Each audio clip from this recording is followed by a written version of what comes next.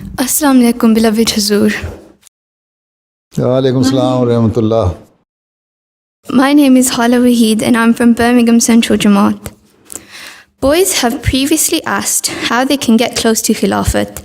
Beloved Hazur said boys should write letters often and can also send a photo of themselves so that Hazur can recognize them.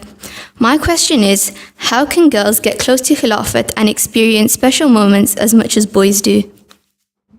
So, the one thing is that you can also be frequent in writing letters. Huh?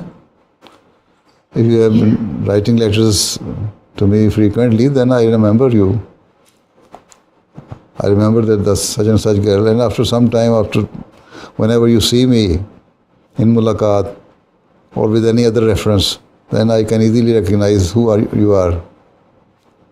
Okay. So don't worry. How many letters do you write to me in a month? I try to write one every week. Once in a week? Acha? Yeah.